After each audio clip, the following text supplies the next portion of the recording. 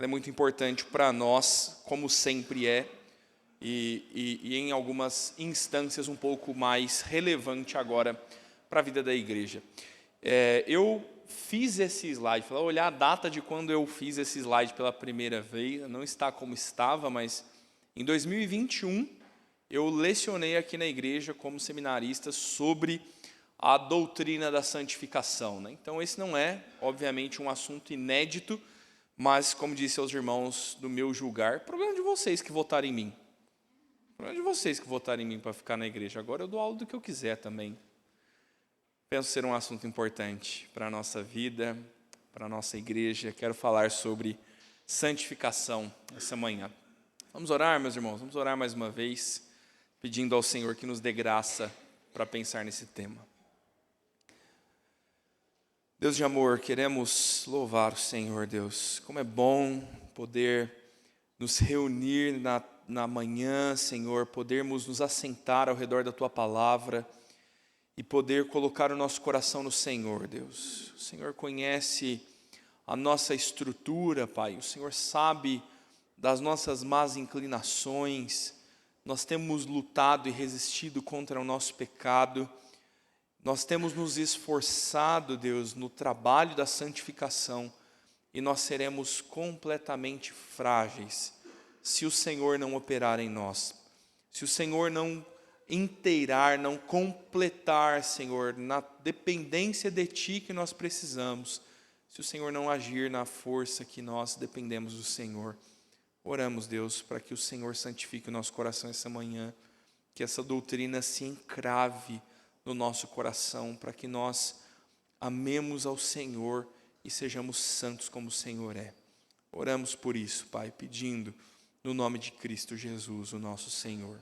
Amém, Deus. Meus irmãos, nós vamos pensar em algumas questões teóricas, vamos pensar um pouco sobre o que é essencialmente a santificação, e aí então nós vamos caminhar para algumas questões mais práticas e pensar como isso toca a nossa vida diária, como a santificação precisa ser um processo prático na vida do crente.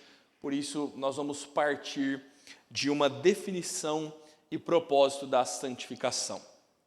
A pergunta para você que a essa altura alguns já devem ter decorada, e isso aqui é um spoiler do estudo dos lares dessa semana, hein? Rapaz, eu vou terminar o texto de Filipenses. Hoje aqui pela manhã eu vou terminar no texto de Filipenses que está no estudo dos lares.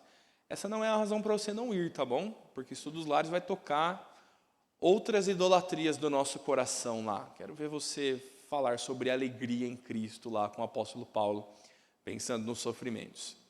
Mas, então chegando aqui, você é santo? Você é santo, David? Não? E aí, já deu briga de casal aqui, ó. David já está falando uma coisa, Gisele outra.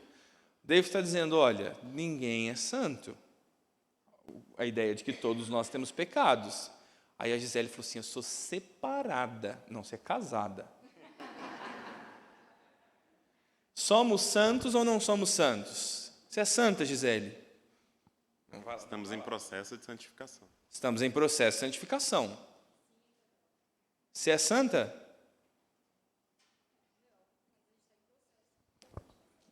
Não está me convencendo, não. Sim, ainda não. Aí o Denis fala, sabe aquela pergunta? O Denis fala assim, Gisele, você mentiu para mim? Sim, ainda não. Vamos melhorar essa definição aí. E aí? Me ajuda aí, irmão. Somos santificados por Jesus. Estamos sendo santificados por Jesus. Tem pecado no meu coração aqui ainda. Então você não é santo. Tá, todo mundo fica com medo de responder agora, né?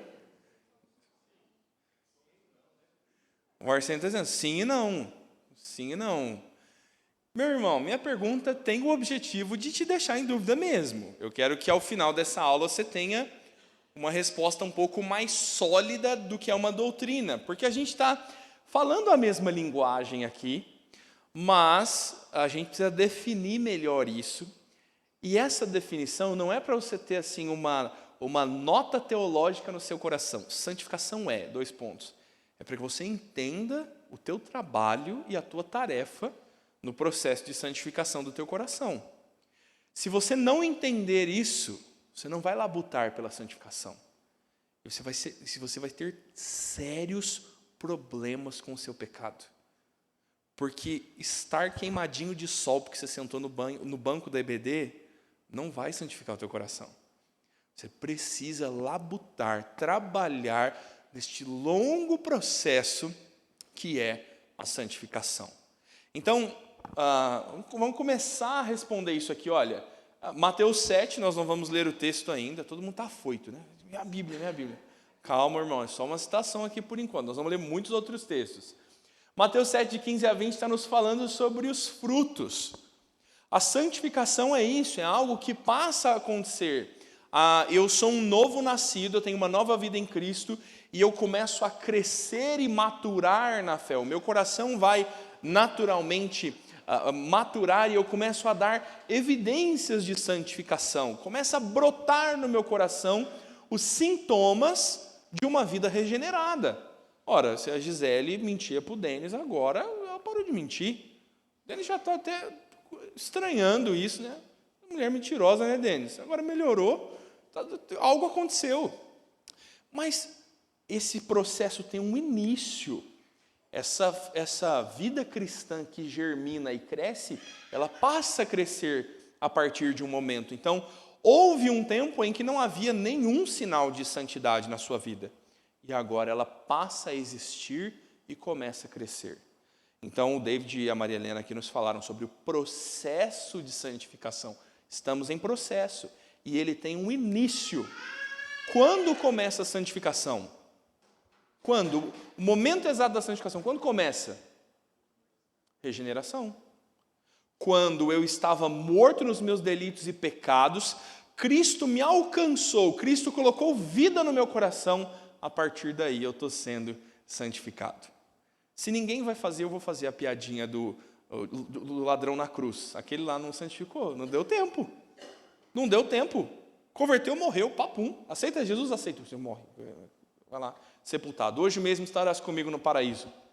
Quanto tempo teve aquele ladrão para pagar as dívidas dele das pessoas que ele roubou? Ele não deu para pagar, não. Agora a gente vai ver Nicodemos. Agora a gente vai ver Zaqueu. Zaqueu dizendo, Senhor, restituirei 4 vezes mais de quem eu roubei. Zaqueu investiu na bolsa, né? Para ter 4 vezes a mais do que roubou, tinha muita coisa, muito dinheiro, né? A restituir a todas essas pessoas. Sinal de santificação. O cara teve o coração regenerado, amou a Deus e como uma evidência externa desse amor, ele começa a dar frutos. É um processo que começa na conversão. Então, quando começa a santificação? Na conversão. A partir dali, esse crescimento, esse processo começa e nós vamos pensar mais adiante em quando ele termina. Bem, vamos a algumas definições aí sobre santificação. A Gisele aqui, que é bem teológica, falou, eu sou separada. Ó, meu irmão, a Gisele estuda hebraico, depois ela dá umas aulas de hebraico para você. O termo do Antigo Testamento para santificação começa, a raiz do termo é cortar. Olha para você ver que engraçado, né? O hebraico é uma língua que ela se estrutura de uma forma um tanto simples, muitas palavras vão depender dos seus contextos, e aqui surge o conceito de santificação, cortar. Algo que está cortado está dividido, está separado, é essa a ideia. Pense na sua vida devocional quando você chega no livro de Levítico, e aí você fala, ai Senhor, que chato, eu precisava de uma palavra forte hoje, eu cheguei no texto que fala das bacias e as espevitadeiras do templo. Sabe aquele negócio? Levítico está te contando sobre a santidade de Deus. Deus é santo e Ele é separado das suas criaturas. E as coisas que estão a serviço do Senhor seriam santificadas naquele contexto no templo. Olha o sentido literal aqui, ó, de separação. a bacia que seria usada para recolher as ofertas do templo é separada para o uso do templo. Lava o pé na bacia do templo para você ver. Deus te mata, Deus te fulmina. Vai usar mesmo, né, eu estou referindo ao personagem bíblico, usar, toca na arca do Senhor lá, mas está só tentando ajudar, meu amigo. De boa intenção, você vai aqui então, vão morrer de boa intenção também. Deus rigorosamente determina as formas como as coisas estão separadas para seus fins. Assim a santificação começa a se estabelecer. Quando Deus reúne para si um povo santo, o que ele está fazendo? Vocês são um povo separado. Vocês não vão andar com os cananeus. Vocês não vão servir aos deuses moabitas, amonitas. Vocês não vão se casar e não vão se dar em casamento, porque vocês são separados do Senhor. Vocês vão servir ao Senhor, vocês são povo exclusivo de Deus. Então, o conceito de santificação aqui no Antigo Testamento se dá bem claramente como essa separação e não qualquer mais algo que está separado para o Senhor.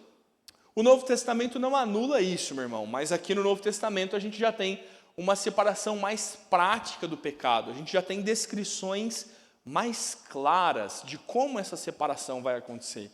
A gente vai ler alguns textos desses ao longo aqui do nosso estudo bíblico. Então, o Novo Testamento vai ampliar o contexto de separação. Ele vai pensar aqui também em consagração a Deus. Não se tratam mais de utensílios. Não é a pá de ajuntar que é separada para o uso do templo. Não se trata mais de um utensílio. Se trata de uma vida consagrada ao Senhor. O templo, os sacrifícios, a arca da aliança eram um modo de revelação de Deus naquele tempo. Agora nós temos a Cristo. Qual é a evidência última de santificação, de separação agora? Consagração a Deus por meio de Cristo. Eu tenho uma evidência clara agora daqueles que são santos. Eles são consagrados a Deus, estão unidos a Cristo e agora eles vivem neste longo processo de santificação. Então, meu irmão, uma ideia ainda importante aqui é pensar que tudo isso parte do próprio Deus. Santidade é um atributo de Deus, daqueles que são comunicáveis. Pense que falar sobre onisciência, onipresença de Deus, são coisas que não são comunicáveis. Que exemplo você usa para falar sobre onisciência? Não existe algo que seja comparável. A santificação existe comparações na existência humana. Então a gente tem aqui este atributo de Deus como algo compreensível, comunicável. Que atributo é esse? O clássico Luiz Berkoff nos fala assim, olha, essa é aquela perfeição de Deus em virtude da qual Ele eternamente determina e mantém sua própria excelência moral, aborrece o pecado e exige pureza das suas criaturas mortais. O Senhor Deus, então, é completamente separado do pecado e, consequentemente, Ele é completamente separado das criaturas pecaminosas. Deus, por meio da santificação, Ele mantém a sua perfeição moral. O Senhor nunca peca. Não há qualquer atribuição de falha e de pecado a Deus. Não há qualquer participação dEle no mal moral deste mundo. Esse é um atributo de Deus. Ele é santo. E se Ele está nos separando para Ele, desde o Antigo Testamento até as cartas do Novo Testamento, Ele vai repetir dizendo: e vocês serão para mim um povo santo. Vocês serão santos como eu sou. Tal como eu sou separado do mal moral deste mundo e perfeito, vocês serão assim. O problema é que o David está dizendo, mas pastor, nós estamos no processo. A santificação ainda não é definitiva. Como lidar com isso? É essa definição que a gente quer entender aqui hoje. Antes disso, 3 definições teológicas aqui para você sobre santificação. A primeira dela é do reverendo Leandro Lima, aquela mesma apostila que nós estudamos até o final de 2021. Nós estudamos a apostila de teologia sistemática, reverendo Leandro diz assim: quando falamos de santificação, estamos nos referindo à obra divina, e esse grifo é meu, da qual somos participantes, da qual participamos, pela qual somos libertados da influência do pecado e possibilitados a viver uma vida para Deus. Então, este é um processo de libertação do pecado e uma vida em função do Senhor. Olha o Catecismo Maior de Westminster, o qual nós estamos trabalhando aqui, né? A pergunta 75, ele diz assim, ele responde: santificação é a obra da graça de Deus, veja, ainda é por graça de Deus, pela qual os que ele escolheu antes da fundação do mundo para serem santos, são nesta vida, pela poderosa operação do seu Espírito, aplicando a morte e a ressurreição de Cristo, renovados no homem interior, segundo a imagem de Deus, tendo os germes do arrependimento que conduz à vida e todas as outras graças salvadoras implantadas em seus corações, e tendo essas graças de tal forma exercitadas, aumentadas e fortalecidas, que eles morrem cada vez mais para o pecado e ressuscitam para novidade de vida. Como a Confissão de Fé de Westminster é densa, né?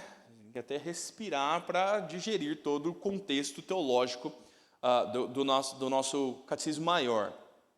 Essencialmente, ele está nos dizendo, essa é a obra da graça de Deus.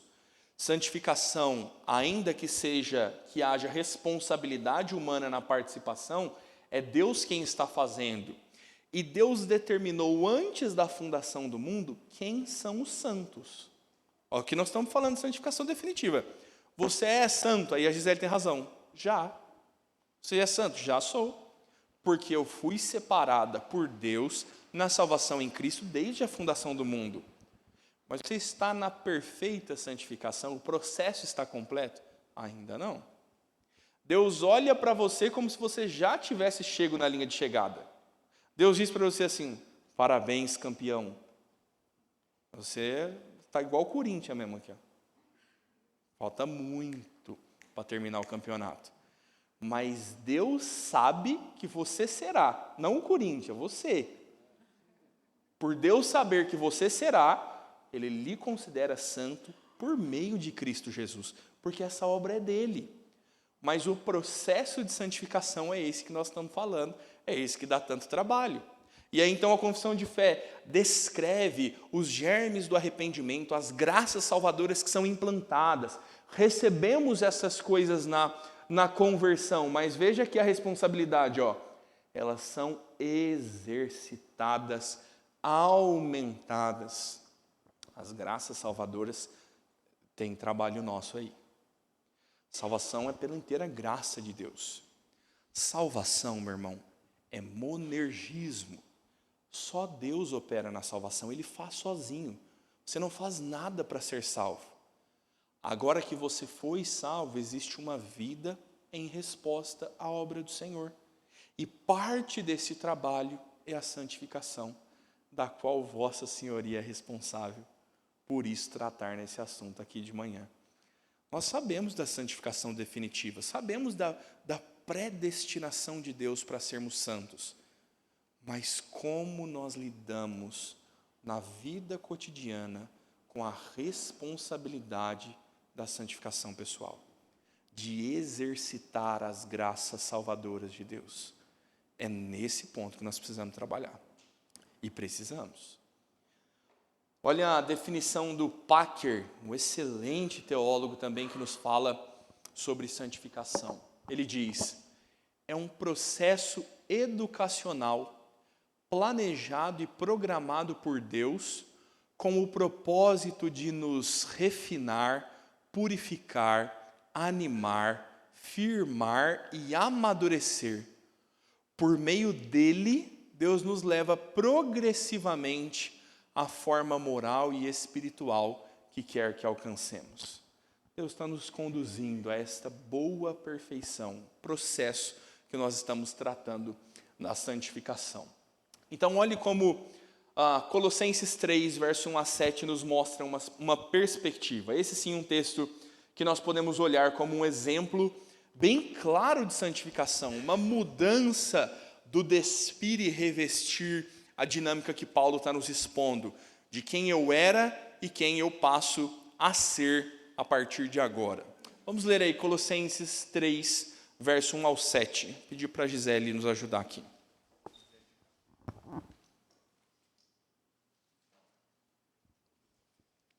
Portanto, se fostes ressuscitados juntamente com Cristo, buscai as coisas lá do alto, onde Cristo vive, assentado à direita de Deus. Pensai nas coisas lá do alto, não nas coisas que são aqui da terra, porque morrestes e a vossa vida está oculta juntamente com Cristo em Deus. Quando Cristo, que é a nossa vida, se manifestar, então vós também sereis manifestados com ele em glória. Fazei, pois, morrer a vossa natureza terrena, prostituição, impureza, paixão, lascívia, desejo maligno e a avareza, que é a idolatria, pois estas coisas é que vem a ira de Deus sobre os filhos da desobediência. Ora, nestas mesmas coisas andastes vós também, no outro tempo, quando vivieis nelas. Meu querido, olha como Paulo está expressando uma mudança de perspectiva.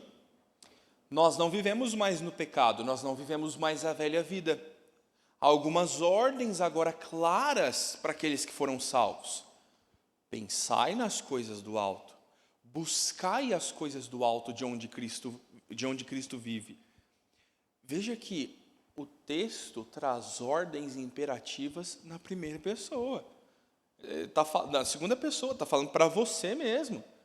É o leitor do texto bíblico que precisa, então, mudar o seu trato com a vida comum e passar a buscar as coisas de Deus, a se preencher dessa nova vida conhecida em Deus agora.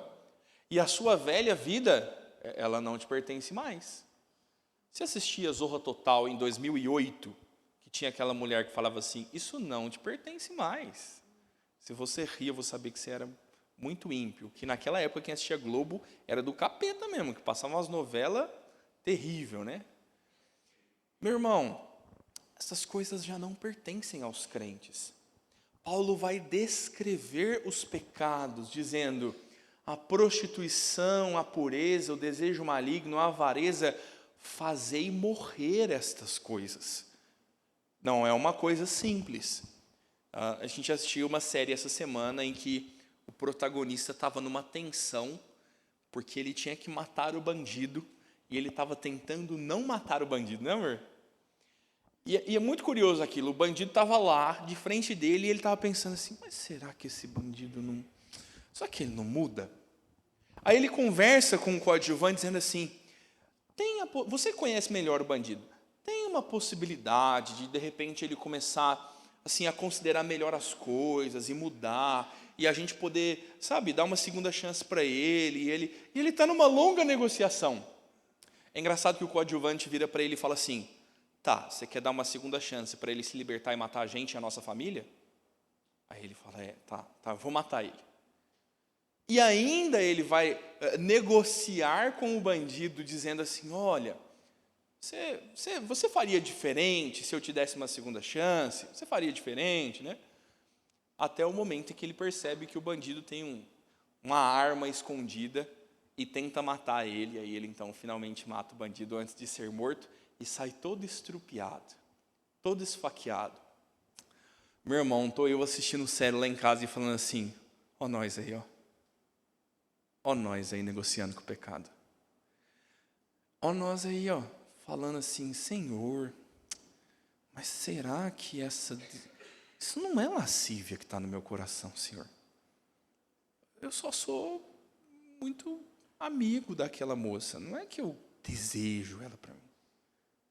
Senhor, eu não sou avarento, Senhor. Eu só sou seguro. Você já viu alguém falando assim? Eu não sou avarento, eu sou seguro. Tão seguro, né? É o famoso nada com sorrisal na mão e não se desfaz, né? O cara fecha a mão mesmo, né? Nunca tira o escorpião do bolso. E está lá na maldade do coração. Famoso mão de vaca. Uma bênção, né? O cara com a mãozinha fechada, dá o dízimo. Está aqui, oferta para o Everest. Está aqui o reverendo. 2,50 para o Everest.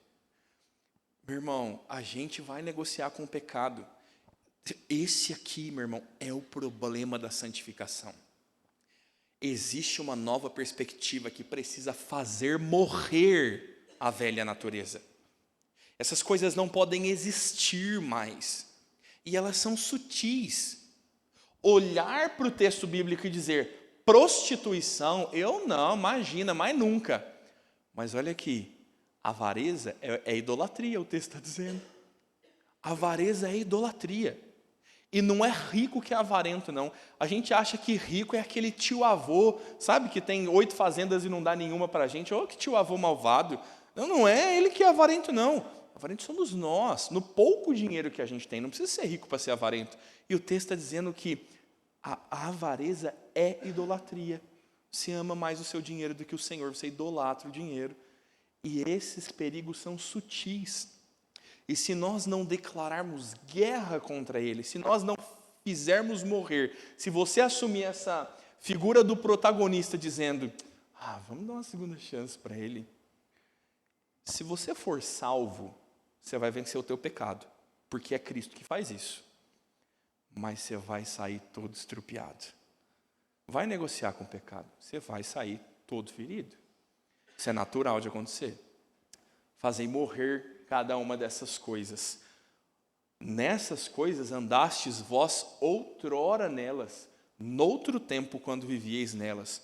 Agora a vida cristã é diferente. Existe uma mudança sólida e radical. Ela tem que acontecer na vida dos crentes. Então vamos pensar na santificação como estamos dizendo, nesse processo de já e ainda não. Vamos pensar primeiro aí no que toca à santificação definitiva, no já, no você já é santo. Nós podemos entender que o crente já é santo, porque junto da regeneração, conversão e justificação, somos justificados em Cristo.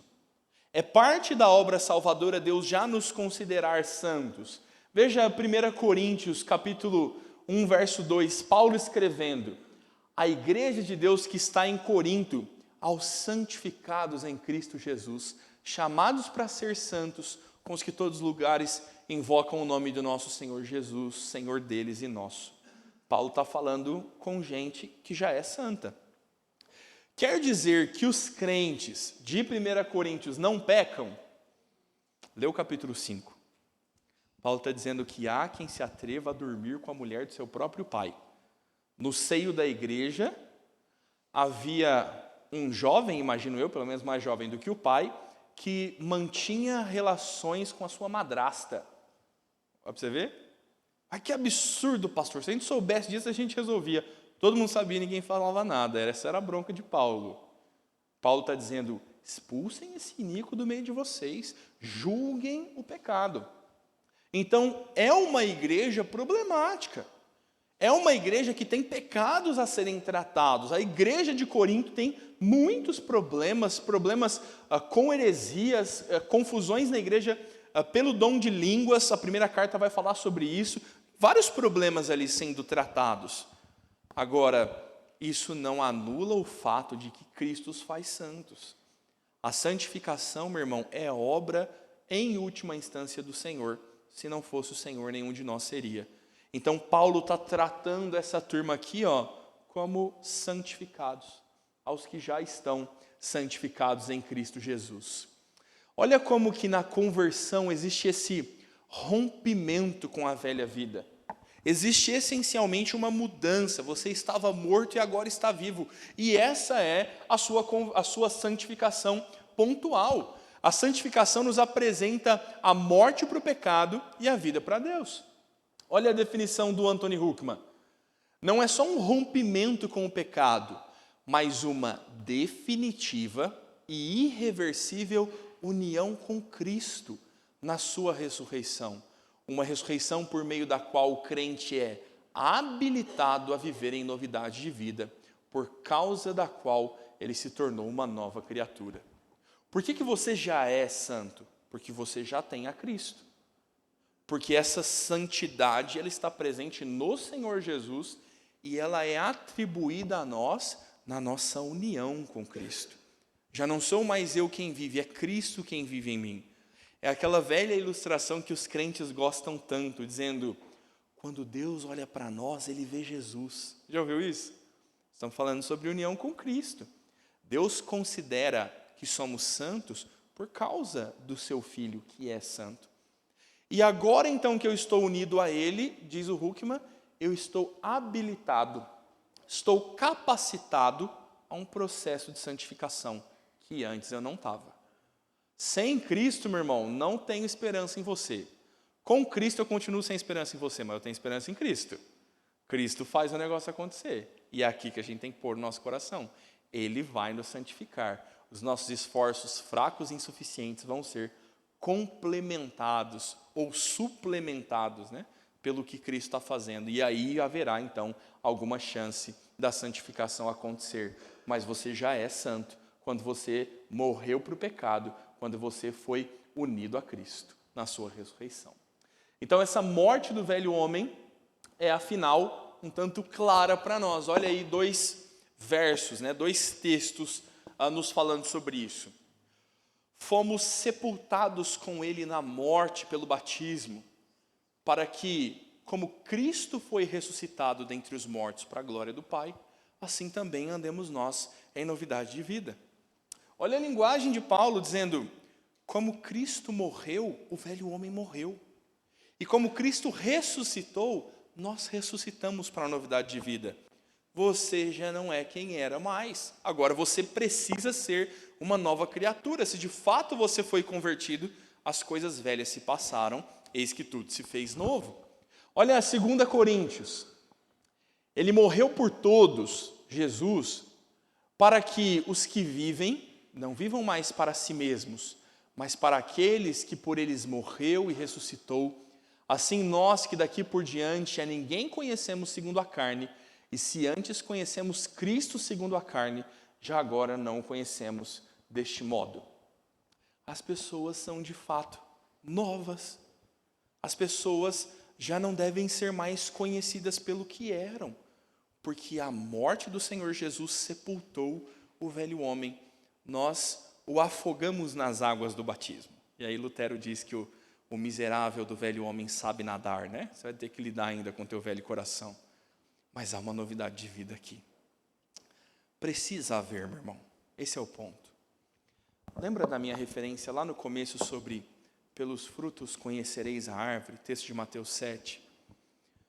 Precisa haver sintoma de novidade de vida. Não dá para conceber conversão. Não dá para pensar em verdadeira salvação sem nenhuma mudança. Eu não estou dizendo para você que salvação é mudança de comportamento. Estou dizendo para você que salvação era só eu mentir e não minto mais. Isso é tão somente comportamento, tão somente moralismo. Pensar que você vai mudar as suas formas externas. Mas quando Cristo muda o teu íntimo, quando você nasce de novo, você vai passar a expor as evidências desse novo nascimento. Algumas coisas são muito vergonhosas, meu irmão. Eu vou confessar um pecado público aqui aos irmãos, né? Quer dizer, o pecado era privado, agora fica público, né? Eu me converti dos 15 para os 16 anos. Né? Me converti, foi um breve processo, foi uma mudança de rumo repentina. E encorajando você, pai. Eu era crente, tá? Ia na IBD e conhecia todos os corinhos. E não era convertido. E a minha conversão se deu assim, né, numa viagem. Nós fomos em uma viagem missionária, uma cruzada evangelística, e eu fui porque eu era meio pentecostal, irmão, eu queria ver uma revelação, queria ver um coxo andar, eu estava só pela bagunça mesmo, não, vamos que é, uau, que legal, subir o Everest, não, vamos subir o Everest, eu queria subir o Everest, não queria saber as razões piedosas para fazer isso, queria ir na viagem. E aí Jesus me pegou lá, né? os crentes foram evangelizar, os que tinham formações na área da saúde foram servir na saúde, uma cidade paupérrima, no Vale do Jequitinhonha, norte de Minas, e eu não sabia fazer nada. Sabe como é que foi a minha conversão? Foi perceber que eu não era crente, não sabia fazer nada, nada. Eu colei na barra da saia de uma irmã madura, que estava com a gente, e eu andava atrás dela. Ela orava e eu falava amém. Ela pregava e eu assistia fazendo cara de fé. Isso aí, acredita no que ela está te falando aí, ó. Que ela tá falando. Esse Jesus dela aí é verdadeiro. E a minha crise de conversão foi voltar para casa. A gente voltou 19 horas de ônibus, eu não dormi. 19 horas instalado, assim, falando, o que eu estou fazendo da minha vida, cara? Esse meu evangelho não existe. E aí foi a minha conversão. Foi um negócio assim de, na segunda-feira que eu cheguei, eu falei, vamos ser crente agora. O que crente faz? Crente lê a Bíblia, eu vou ler a Bíblia. Crente ora, eu vou orar. Crente vai para a igreja, eu vou para a igreja. Acho que minha mãe acreditou na minha conversão porque não precisava mais chutar o menino para ele levantar da cama para ir para a EBD, né? Sabe aquele negócio? Olha, agora o menino acorda sozinho, né? E eu no culto de quarta-feira na igreja, sabe aquele culto que tem 6 pessoas? E estava lá no culto de 6 pessoas achando aquilo maravilhoso. Por graça de Deus. Uma semana antes dessa viagem, eu estava numa festa de 15 anos. Meu irmão, e sabe o crente que quer fazer coisa errada? Aí eu bebi vodka lá na festa. Conta baixinho que os adolescentes estão lá na sala. Eu queria me enturmar com os ímpios. Queria mesmo me enturmar com os ímpios. Eu tinha, naquela semana, ganhado um campeonato de jiu-jitsu. Eu levei minha medalha de ouro para mostrar para todo mundo. Eu queria dar um jeito de me enturmar ali, sabe? Eu queria ser legal como todo mundo. E aí, uma semana depois, eu estava lá no Vale do Jequitinhonha, tomando lapadas de Deus. E aí, uma semana depois, estava convertido pela graça do Senhor. É uma semana na balada, tentando ser amigo dos ímpios. Uma semana apanhando e falando, eu sou uma farsa. E na outra semana, convertido. E aí, 2 moças que eram de outra cidade me mandaram mensagem no WhatsApp. No Facebook. Elas estavam numa brincadeira de mau gosto com uma terceira amiga. Elas entraram no computador da amiga e disseram assim, vamos cantar, vamos chavecar aquele menino lá da festa. E elas começaram a me mandar mensagem de zoeira, dizendo assim, olha, você estava muito bonito na festa, você estava lá, eu fiquei interessado em você. E eram as amigas do lado de lá do computador rindo e dizendo, olha, a gente vai enganar ele vai achar que a nossa amiga gosta dele. E eu, convertidinho, eu estava dizendo assim, olha, eu queria dizer uma coisa para você, eu sou uma outra pessoa. Eu fico imaginando elas rindo de lá, falando, olha que trouxa, ele está tentando conquistar ela. E eu estava dizendo, olha, eu sou outra pessoa, eu não sou a pessoa daquela festa, não. Eu não penso mais como aquilo lá, não. E aí eu comecei a evangelizar as 2 lá no Facebook, e aí eu queria pregar para todo mundo, queria que todo mundo se convertesse. E, meu irmão, tudo isso é obra da graça de Deus.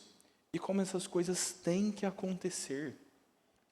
Os crentes têm que viver como santos. Os crentes foram chamados para uma nova vida, uma obra definitiva de salvação precisa acontecer. É impossível que alguém seja convertido e que nada mude. É impossível, meu irmão. Impossível. E tantas coisas duras foram tratadas dentro de mim. O que eu estou falando para você, meu irmão, é confissão de pecados. Agora eu já fui eleito. Agora também, você recorre ao presbitério se você quiser me tirar. Eu trabalhei com meu avô por algum tempo, por um bom tempo, assim, na minha pré-adolescência. E quando eu me converti, passadas umas 2 semanas, eu chorava no meu quarto. Até o dia que eu parei meu avô na porta da igreja, num desses estudos de semana, e falei, vô, eu preciso te contar uma coisa. Quando eu trabalhava para você na oficina, eu te roubava. Eu ia lá na gaveta da oficina, eu queria R$20, eu tirava R$20, eu queria R$50, eu tirava R$50. E eu fui confessar aquilo, sabendo que isso seria o poder do inferno na minha vida. Isso era obra de Satanás em mim. Eu roubava meu próprio avô, e a conversão me fez confessar. Ainda bem que meu avô me perdoou, que eu não tinha dinheiro para pagar, não. E meu avô chorou, entendeu e disse, meu filho, eu te perdoo, está tudo bem, vai em paz. Porque a confissão é importante. Essas coisas têm que acontecer, meu irmão. Eu queria ter uma manhã para ouvir cada uma das histórias de vocês. Mas deixa eu te dizer, se nada mudou no teu coração, você precisa repensar a tua conversão. Se a tua vida não mudou em direção à devocional dessa manhã, obediência à palavra de Deus, ainda que seja vergonhoso confessar pecados, a gente precisa rever a santificação.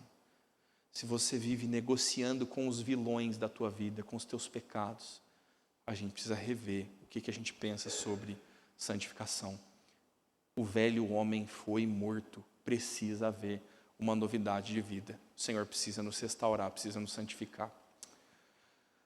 Como santificação definitiva impacta a tua vida cristã?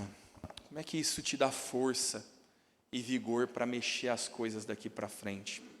Precisa, meu irmão. Santificação precisa mudar a tua perspectiva. Precisa te encorajar naqueles pecados que são avassaladores. Sabe, pecados que dominam o coração tantas vezes? A Gisele que é mentirosa, né, Denis? Ele falou, não é mais. Ele santificou. Um pouco menos. Ó, que nós vamos começar a expor mais pecado aqui, hein? Como que é tão necessário esse nosso trato? De pecados que às vezes sejam difíceis, né? Nós estamos no imaginário aqui, pensando na mentira, e às vezes você olha e tem dias, meu irmão, que você fala, isso aqui não dá para vencer, não. Sabe aquela sensação de essa angústia da alma aqui, ó? Isso aqui não passa.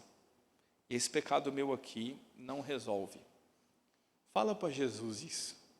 Faça essa oração. Vou te desafiar a fazer uma oração. Senhor Deus, querido amado Pai, grandioso, usa todos os atributos que você quiser. E ore ao Senhor dizendo, venho aqui dizer ao Senhor Jesus que o pecado da mentira não pode ser tratado no meu coração. Cristo é maravilhoso e suficiente, mas Ele não é suficiente para a minha santificação. Em nome de Jesus, amém. Faça essa oração, meu irmão, se você tiver coragem. A santificação definitiva é um encorajamento para os crentes. Você vai vencer o teu pecado. Cristo vai te santificar. É aquela boa ilustração do Paul Washer.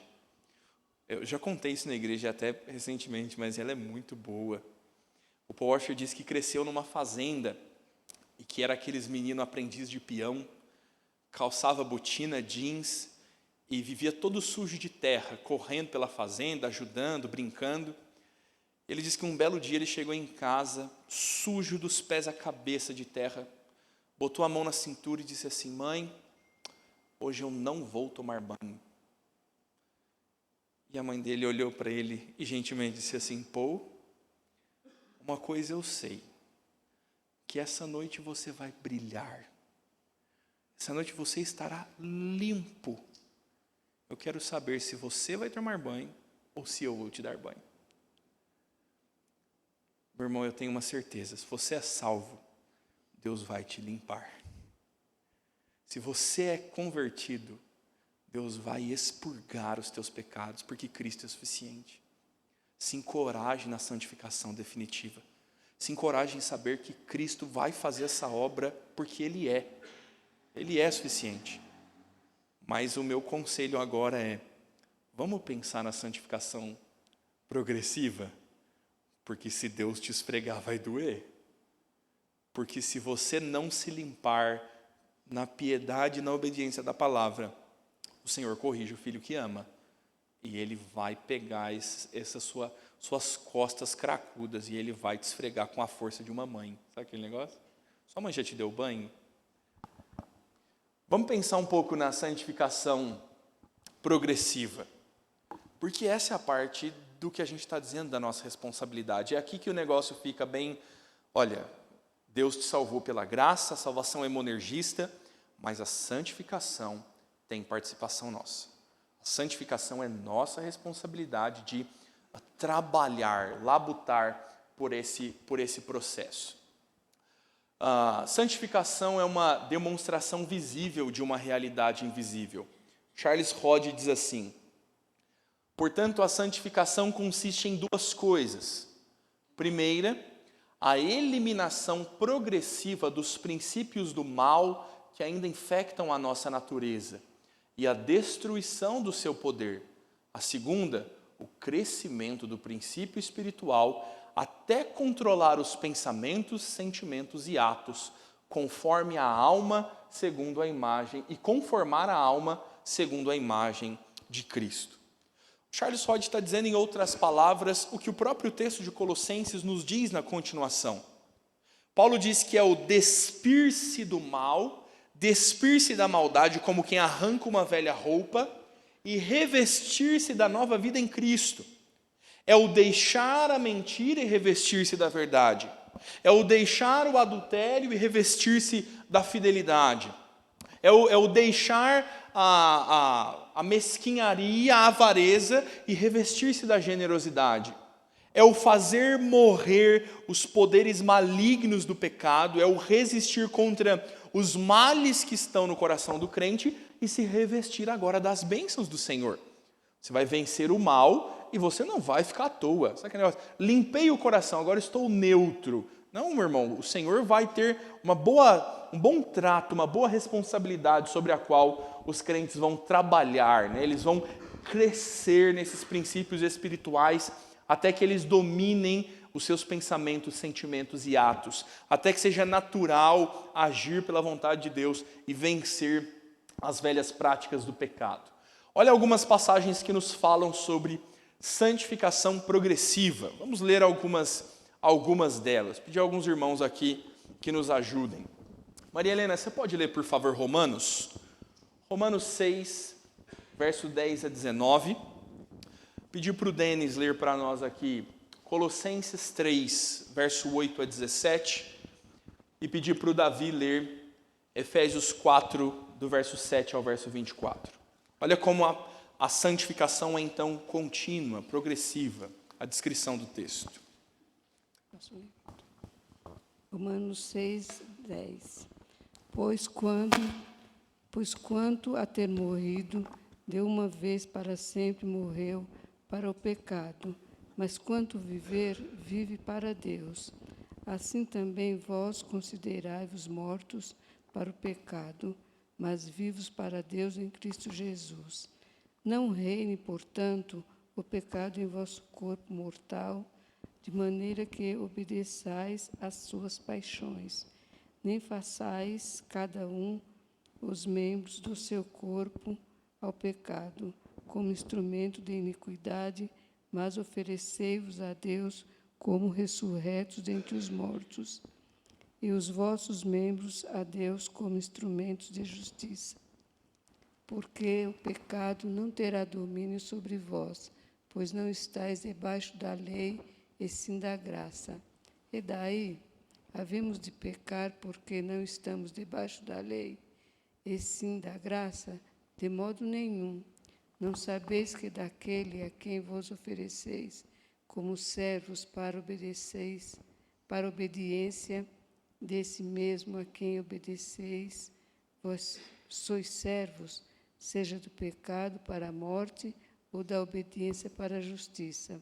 Mas a graça de Deus, porque outrora escravo do pecado, contudo vieste a obedecer de coração a forma de doutrina de que fostes entregues.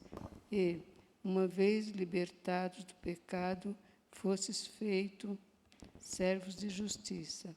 Falo como homem, por causa da fraqueza da vossa carne, assim como oferecestes os vossos membros para a escravidão da impureza e da maldade para a maldade. Assim ofereceis agora os vossos membros para servirem à justiça da santificação. Olha, meu irmão, como Paulo está expondo essa nova vida. É muito curioso como ele diz, não reine o pecado em vossa carne. O pecado não pode dominar como um rei soberano que vai nos fazer obedecer às paixões da carne. O problema é essencialmente esse. O pecado governa, meu irmão. O pecado da avareza, o pecado da lascívia, da mentira, da inveja, esses pecados vão assumir o trono e o reino das nossas vidas. De forma que tudo que você faz está relacionado à inveja e ciúmes. Tudo. Tudo. Você compra uma roupa nova. Você não compra uma roupa nova porque ela é nova, bonita, vai agradar o teu marido e a glória do Senhor. Você compra uma roupa nova porque a fulana comprou uma roupa tão bonita e eu não posso me vestir igual uma mendiga do lado dela. Eu estou sendo motivado pela minha idolatria.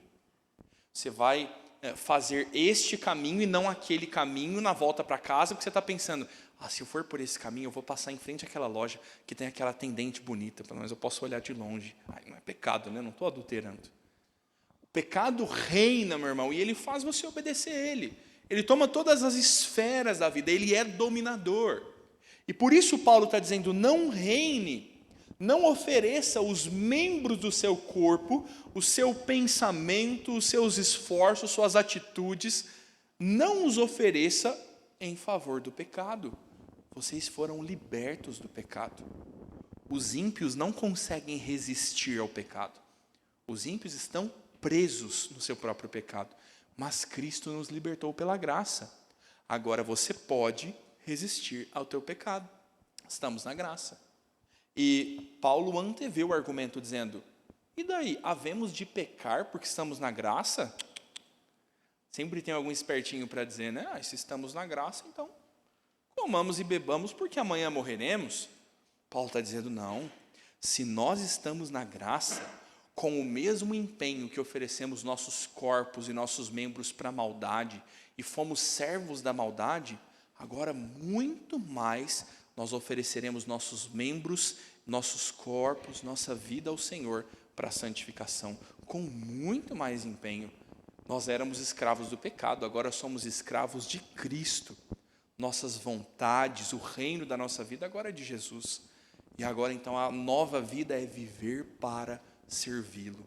Ele ordena, ele descreve, ele diz quando e como as coisas devem ser. Você agora é servo do Senhor Jesus. Você é escravo de Cristo por meio do seu amor. Então, há uma nova vida. Há uma responsabilidade de deixar o mal, despir das velhas práticas e adotar as novas que estão em Cristo. Olha o texto de Colossenses 3, por favor, Denis. Agora, porém, despojai-vos igualmente de tudo isto: ira, indignação, maldade, maledicência, linguagem obscena do vosso falar. Não mintas uns aos outros, uma vez que vos despistei do velho homem com seus feitos, e vos revistei-vos do novo homem, que se refaz para o pleno conhecimento, segundo a imagem daquele que o criou, no qual não pode haver grego nem judeu, circuncisão nem incircuncisão, bárbaro, cita, escravo, livre, porém, Cristo é tudo em todos. Revistei-vos, pois, como eleitos de Deus, santos e amados, de termos afetos de misericórdia, de bondade, de humildade e de mansidão, de longanimidade. Suportai-vos uns aos outros, perdoai-vos mutuamente. Caso alguém tenha motivo de queixa contra outrem, assim como o Senhor vos perdoou, assim também perdoai vós. Acima de tudo isto, porém, esteja o amor, que é o vínculo da perfeição. Seja a paz de Cristo, o arbítrio, em vosso coração, a qual também fostes chamados em um só corpo, e sedes agradecidos. Habitei ricamente em vós a palavra de Cristo, instruí-vos e aconselhai-vos mutuamente, em toda sabedoria, louvando a Deus com salmos e hinos e cânticos espirituais, com gratidão em vosso coração. E tudo o que fizeste, seja em palavra, seja em ação, fazei-o em nome do Senhor Jesus, dando por ele graças a Deus Pai. Pastor, eu ouvindo o senhor falar sobre a santificação, eu estava pensando aqui o quanto é importante a igreja. E esse texto fala isso do santificai-vos e tudo mais. Então, se puder encaixar esse assunto na aula, porque para encorajar aqueles que só veem na igreja como um passeio, que realmente não perceberam ainda a importância de estar em união com os irmãos, do santificai-vos, do exortai-vos. Não sei se vai aplicar. Meu irmão, olha esse texto de Colossenses, nós lemos? Colossenses. É só isso aí que você tem que fazer só. Ué, o Denis demorou 30 segundos para ler esse texto, é tão difícil assim. Esse que é o negócio, né? Você fala, é muito difícil. É impossível se você for considerar isso no teu próprio esforço. Na tua capacidade, ter paz com todos, nossa, aconselhai-vos mutuamente uns aos outros. Nossa, quem cochichou aí? Perdoar, Jesus. Você não sabe o que... Aí começa, né? Meu irmão, a nova vida em Cristo, a exigência é muito grande, obviamente. Nós estamos falando da santidade de Deus. Nesse contexto da santificação, uma coisa muito importante de pensar é fácil ser santo se eu me comparar com o Lucas. Muito fácil. Eu vou achar os pecados dele, e que não são pecados meus. Ele é corintiano. Muito fácil ser mais santo que um corintiano. A cara de Edmilson. Se falasse semana passada, eu votava não. Agora, faça isso comparado ao Senhor. A santificação é para ser igual a Cristo, o padrão é Cristo. A exigência é muito alta. E ela só é possível por causa da santificação definitiva. Deus nos predestinou para a santidade em Jesus. Nós vamos chegar lá por causa dele. Essa é a única garantia. E o processo agora é muito árduo. O esforço de deixar os velhos pecados e assumir novos. E o que o Denis está falando da igreja, meu irmão, é meio de graça. É instrumento de santificação. O dorama que você assiste não vai bater nos seus pecados. Ele vai afagar seus pecados. Sabe aquele negócio? A nossa prosa, no intervalo do trabalho, normalmente, a menos que seja um crente ali numa conversa essencialmente conduzida por Deus, piedosa, normalmente você não vai ser. Você vai chegar lá no trabalho, o David vai chegar lá e falar assim, nossa, eu briguei com a mulher essa semana, uma mulher chata, eu vou falar pra você, enche minha cabeça, fica falando, tem que apertar a torneira, vou apertar a cara dela. E o colega do David fala assim, se eu fosse você, imagina, aguentando essa mulher estúpida aí, deixa eu falando sozinha, David. Aconselhai-vos uns aos outros, é conselho maravilhoso. Não é comum você ter pessoas que estão continuamente conduzindo a Cristo. Quais são os meios que Deus vai usar para santificar a tua vida? Nós temos meios ordinários. A palavra do Senhor. O seu compromisso com a Escritura.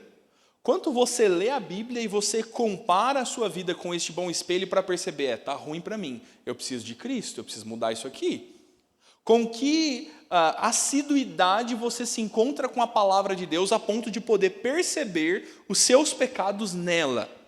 A ponto de entender como que a palavra e a instrução de Deus pode transformar a tua vida. A igreja é esse instrumento. O trabalho da igreja, meu irmão, é no domingo à noite expor a Escritura. Consolar você dos seus sofrimentos, exortar você nos seus pecados, te instruir ao bom caminho. E a igreja não é mágica, meu irmão. O sermão não pega por osmose. Não adianta nada você estar aqui como cumprimento de uma penitência. Você vem porque a tua mulher te obrigou. Você vem porque você tem medo de, alguém roubar seu carro como julgamento de Deus na sua vida. Eu não fui no culto, vai roubar meu carro. O Coringão vai perder essa semana porque eu não fui na igreja. Ainda que fosse, né? A turma deixa a igreja para assistir o Coringão. Sabe o que o Coringão vai te ajudar a resolver o teu problema matrimonial? Nada.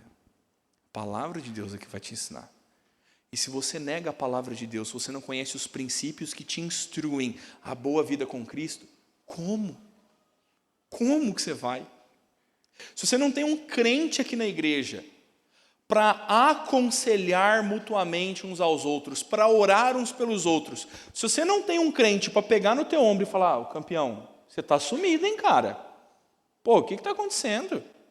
Para chegar e falar, pô, Davi, Você respondeu tua mãe daquele jeito, você está errado, cara. Você desrespeitou a tua mãe.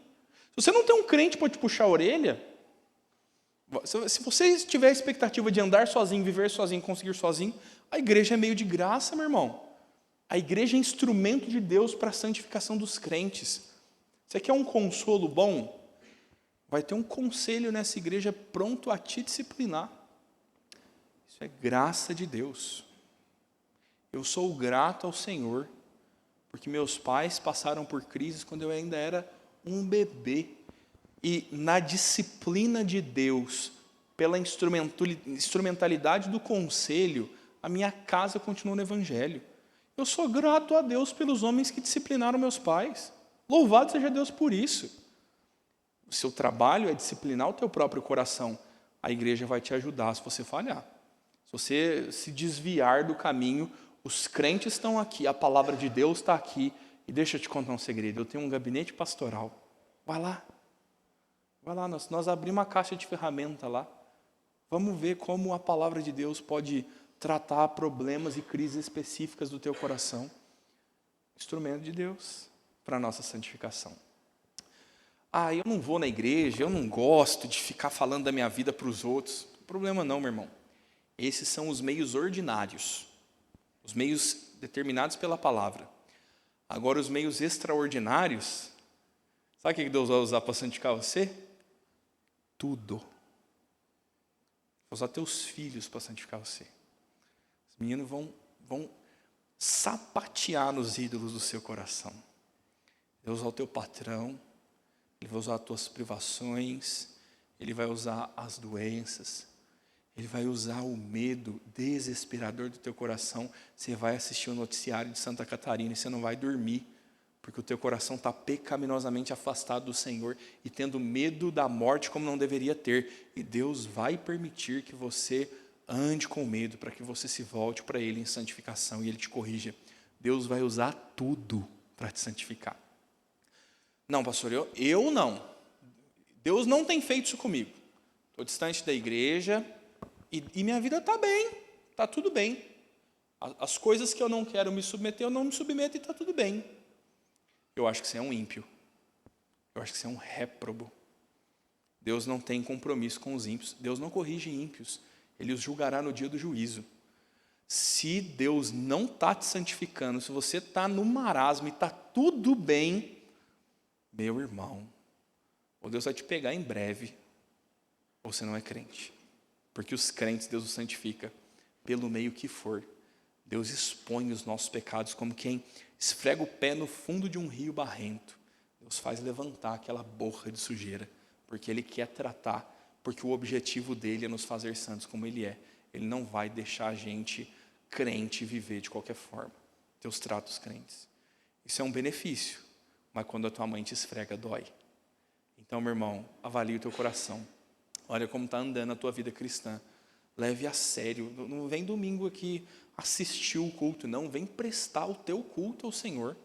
Vem você se pôr diante de Deus e na hora da confissão de pecados, não fica pensando, Senhor, a macarronada do almoço está boa. Vai confessar os teus pecados.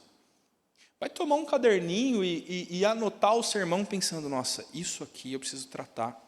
Isso aqui Deus tem me dado graça. Isso aqui é um problema da minha esposa e eu sou responsável por santificar ela, eu vou tratar isso aqui. A gente precisa de tempo para a santificação. Esse é um processo longo e árduo. Deus deu meios para fazer isso e a gente precisa fazer isso. Precisa ser um compromisso sério. Fala, Jesus.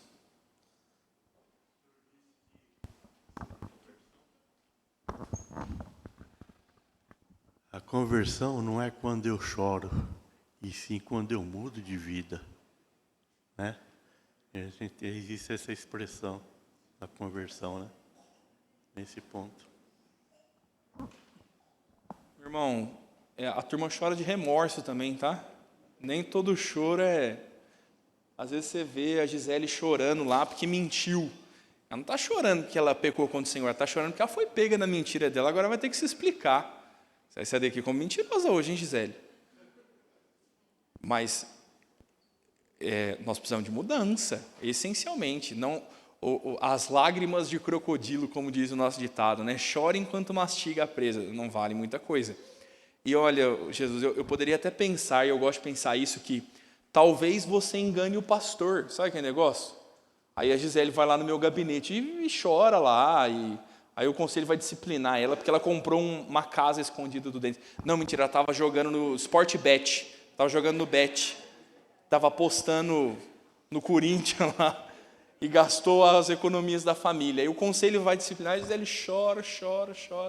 E ela pode até, meu irmão, dar o baile na gente, a gente achar que ela está realmente mudada e arrependida. Mas Deus vai te esfregar. Essa é a realidade. Por isso, meu irmão, que santificação é uma bênção viver numa igreja santificada. É uma bênção, como pastor, pensar nisso e trabalhar com os irmãos nisso. Mas, em última instância, é entre você e o Senhor.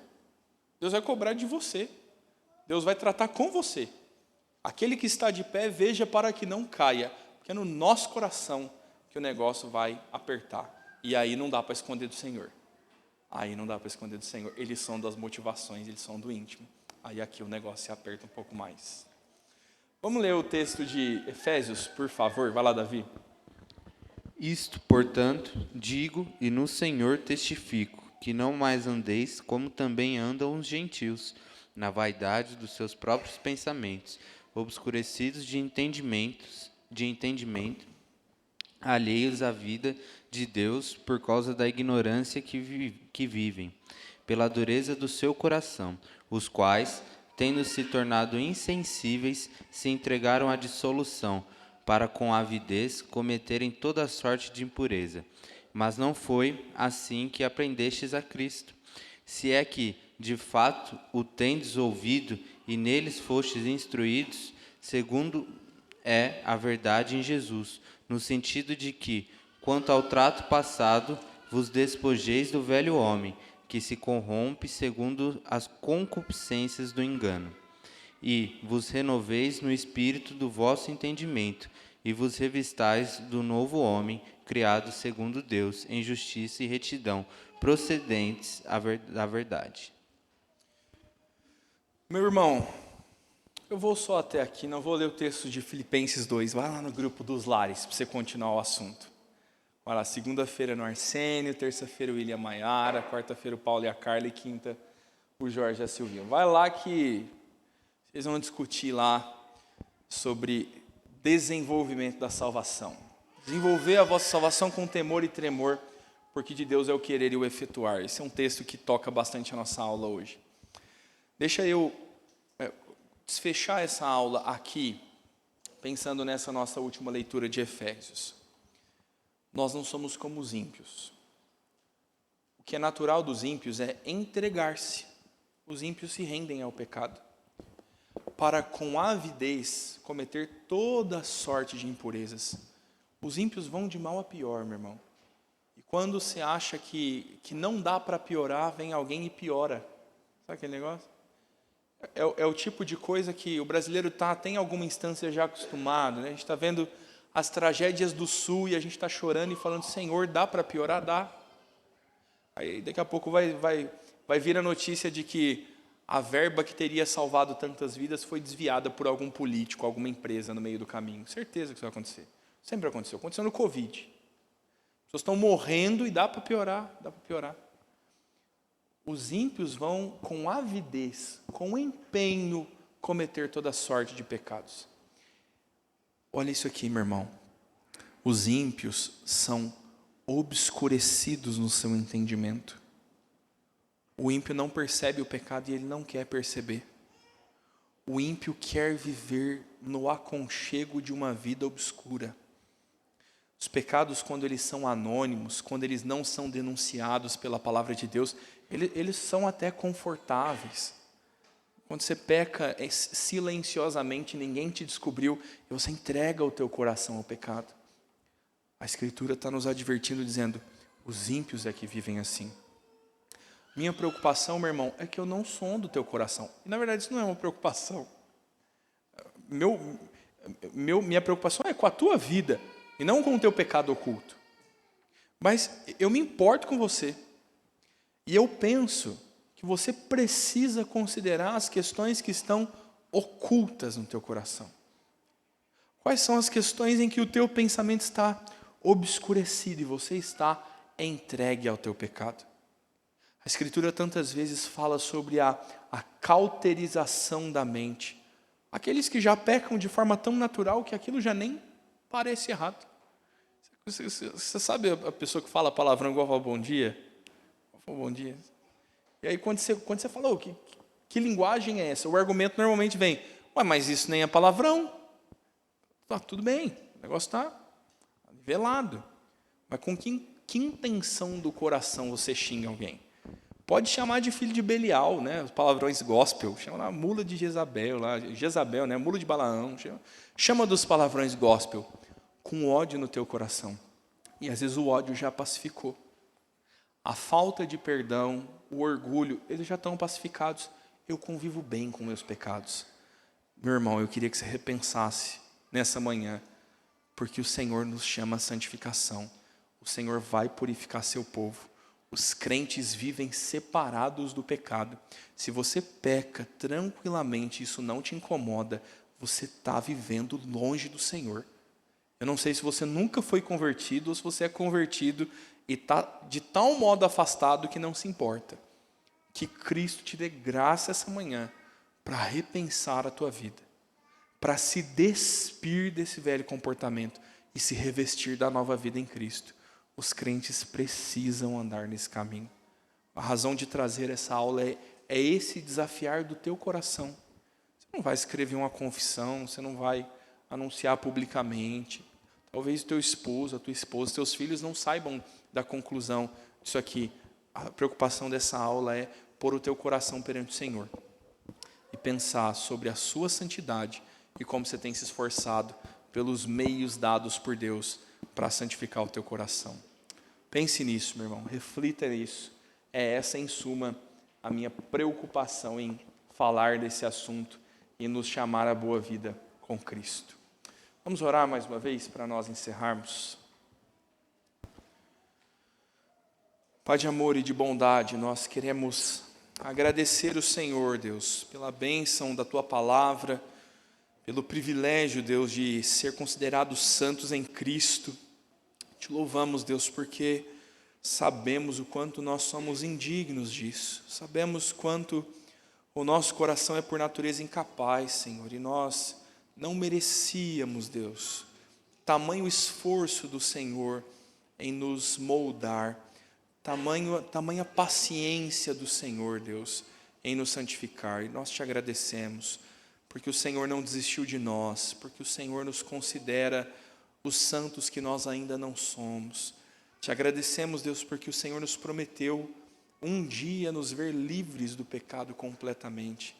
E nós ansiamos por esse dia. Nós queremos, Senhor, viver esse momento em que nós estaremos com o Senhor e já não haverá mais inquietações no nosso coração, já não haverá mais pecado para lutar contra, e nossos esforços serão glorificar o Senhor para sempre. Nos alimenta nessa esperança, Senhor. Nós te louvamos por ela é bendita para nós, e assim nós te agradecemos, no nome de Cristo Jesus. Amém, Senhor.